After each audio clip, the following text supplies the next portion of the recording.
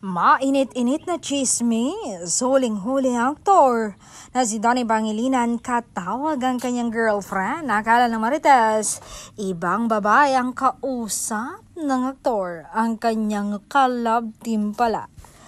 Napabiyahe na pauwing Pilipinas ngayon. Mukhang magkikita sila bukas, Linggo. Kailangan na talaga nilang magkita dahil talagang miss na talaga nila ang isa't isa. Hi Donnie at Belle, hindi talaga kayo mapapaghiwalay. Sana kayo na hanggang dulo.